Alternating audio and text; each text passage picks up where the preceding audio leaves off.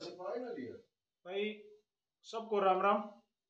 हमारे सामने जो शख्स बैठा है हरियाणा प्रदेश का स्टार कलाकार है भाई गजेंद्र फोगाट, लेकिन आज मीडिया के कोर्ट में बैठा है। सीधी बात है, नो बकवास है साहब। पिछले 6 महीने से काफी चर्चाओं में आप जी डेली पता नहीं क्यों आपके खिलाफ वीडियो आ रही है या आपकी वीडियो आ रही है। मैटर जीडी गोइने का स्कूल जी जिसमें आपका बेटा भी पढ़ता है जी साहब, हम जानना चाहते हैं क्या आपका ईगो इतना बड़ा है कि 6 महीने से बच्चों का झगड़ा नहीं सुलट रहा? प्लीज एक बार इस बात का सीधा जवाब देना। नहीं, ये ईगो का प्रश्न है नहीं। बच्चों ने कानून तोड़ा था, एक क्राइम किया था, हमला किया था, एफआईआर पुलिस ने दर्ज किया, हमने तो एफआईआर भी नहीं दर्ज कराई। ठीक है जनाब, हमने तो सिर्फ बच्चों के दो बच्चों को चोट लगी है और वो सारा चीज़ आपके बीच में आ चुकी है। आज एक लास्ट प्रेस कॉन्फ्रेंस शायद अभिभावकों की थी, उससे संबंधित जो भी सवाल है आप प्लीज़ मेरे से पूछ सकते हैं, क्योंकि शुरू से मामला निकालेंगे तो वो 6 महीने के 6 घंटे लग बिल्कुल बिल्कुल बैक टू बैक पूछेंगे। हाँ जी, हाँ सब उन्होंने एक सीधा सीधा आपके ऊपर एलिगेशन लगाया है जी कि आप फैसला चाहते ही नहीं। एक्चुअली आप ये चाहते हो पंचायत में कोई कुछ भी कहे, वहां से उठने के बाद में आपकी उंगली हिलने लग जाती है और आप कहते हो माफी मांगो।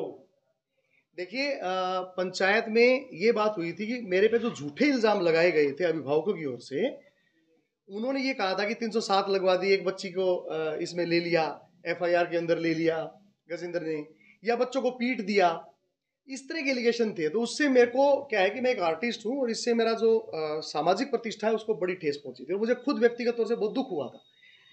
तो जो सेकंड लास्ट पंचायत हुई थी उसमें सभी बच्चे आए थे और 50-60 पंचायतियों के आगे, आप मीडिया में से भी कई साथी थे वहां, 50-60 पंचायतियों के आगे, मीडिया के आगे भी उन बच्चों ने ये माना कि गजेंद्र फोगाट अंकल तो थे ही नहीं वहां।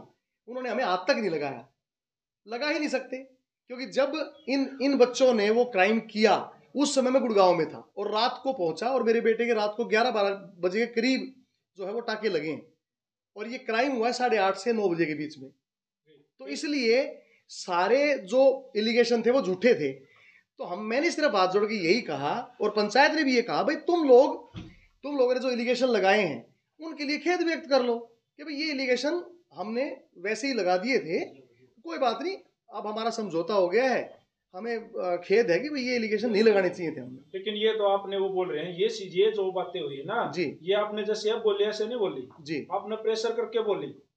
देखिए जो अभी देखिए इन्वॉल्व साहब किए पहले उनको देखिए गलत साहब, साबित क्या है करो। कि इस तरह के क्वेश्चंस का जवाब ना बड़ा अजीब हो जाता है। प्रेशर तो मैं कोई प्रेशर पंप तो ले नहीं रहा, तो आप तो ये क्वेश्चन तो पता नहीं कैसा मैं क्या जवाब दूं। यही हुआ था कि मैं इधर से एफिडेविट दे के और मामला खत्म कर दूंगा और वो सोशल मीडिया में और जिन जिन प्लेटफॉर्म पे उन्होंने मेरे मेरे खिलाफ गलत इलिगेशन लगाए हैं वो उन्हें क्लियर कर देंगे कि भाई हमने जो इलिगेशन लगाए थे वो सच्चे नहीं थे भी नहीं, क्योंकि उसके सारे सबूत हम दिखा चुके हैं। मैं सारा दिखाऊंगा शुरू से ही, तो फायदा नहीं है। 307 कहाँ लग रही है देखो आप। नहीं वो तो हमने चेक कर लिया। दूसरा, उन्होंने हाईकोर्ट में मेरे खिलाफ एक केस किया था, मेरे खिलाफ और स्कूल के खिलाफ, जो भी उसमें कई पार्टी थे, 3-4 पार्टी थे उसमें। माननीय जज सुधीर मित्तल जी ने जो है मेरे पक्ष में फैसला दे दिया। अब उन्होंने फेयर डिपारिट लगा दी, 27 तारीख उसकी लगी हुई। तो कोर्ट में ये हुआ था भाई गजेंद्र एफिडेविट दे देगा और तुम हाईकोर्ट से अपना केस उठा लेना। अभिभावक नहीं माने लास्ट पंचायत में, आपके सामने पंचायत के पंचायती भी उस दिन वहीं थे, यहीं थे, सन्नी भाई थे, ये और साथी ऋषिपाल जी थे, अब ये अपने आए थे दिया साहब ये थे, तो और सुरेंद्र जी को हमने सारी बातें तो उसी टाइम लाइव बताई थी। तो जब मैं एफिडेविट दे रहा हूं तो पंचायत ने डिसाइड किया कि तुम भी अपना उठाओ केस, वो अपना केस छाड़ नाट गए। दूसरी बात, खेद व्यक्त करने नाट गए। भाई मन्ना तो क्लियर करो, मैं एक आर्टिस्ट हूं, मैं एक कलाकार हूं, मेरे ऊपर गलत इल्जाम क्यों लाओ? मैं गाता हूं तो लोग प्रेरित होते हैं, मैं ऐसे काम कर ही नहीं सकता जो उन्होंने इल्जाम लाए थे। उस इल्जाम को क्लियर करना था। अपने बच्चों के भविष्य के लिए सच भी नहीं बोल सकते क्या? चलो वैसे तो आप भी एक बाप हो जी, और अपने बच्चे के साथ खड़ा होना तो हर किसी का हक है। कलाकार के अलावा आप एक मैं पिता भी हूँ जी। और मैं पिता होने के नाते मैं शपथ खाता हूं कि मेरे बेटे ने कोई भी गलत काम नहीं किया। मेरे बेटे पे एलिगेशन लगाया गया कि उसने सिर फोड़ दिया, सिर तो मेरे बेटे का फूट रहा है। दूसरी बात, जो सिर फोड़ रहा है संदीप सांगवान सुपुत्र, अपना हिमांशु सांगवान सुपुत्र संदीप सांगवान, हाल निवासी नजफगढ़ दिल्ली, उस लड़के की वीडियो दिखा के ये दिखाया गया कि गजेंद्र फोगाट का बेटा है, जबकि वो तो, हालांकि बेटे हमारे सब बच्चे बराबर हैं, लेकिन वो वीडियो में हिमांशु पुत्र संदीप सांगवान है, ना कि मेरा बेटा है। तो इतना झूठा एक षड्यंत्र रचाया गया। हो सकता है कि कोई पर्सनल जेलसी हो किसी भाव को मेरे से या कोई और कारण हो, लेकिन ये केस जो है बच्चों के झगड़े का या लड़ाई का नहीं था। ये केस मेरी प्रतिष्ठा को ठेस पहुंचाने का था।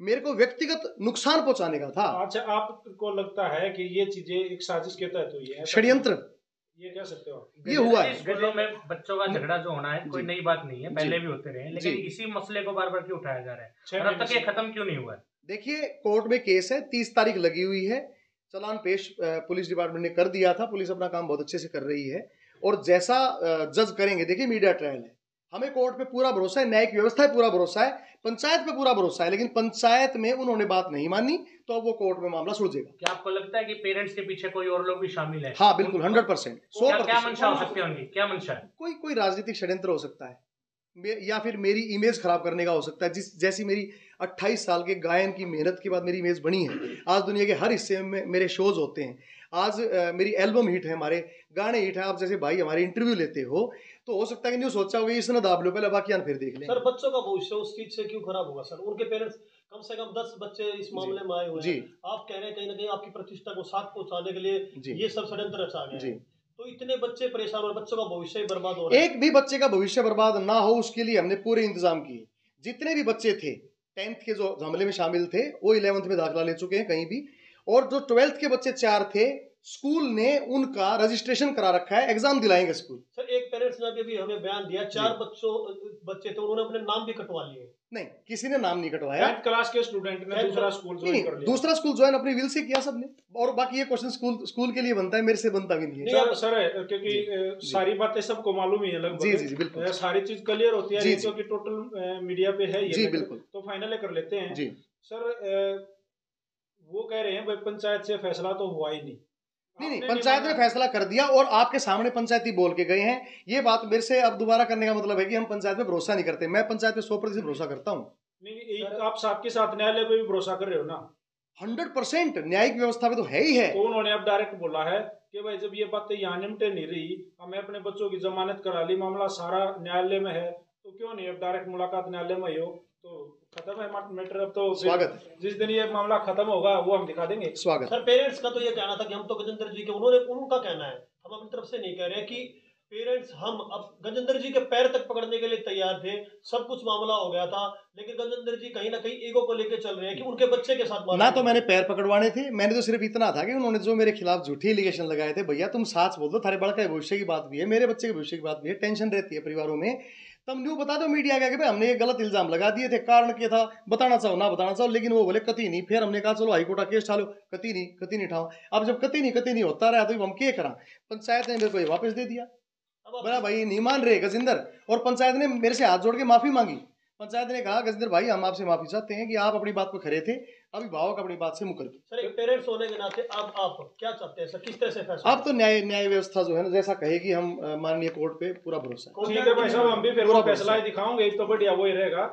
कोर्ट पे हमने भी पूरा भरोसा है, जो उसमें से जो क्लियर होगा हम दिखा देंगे। राम राम भाई। राम राम।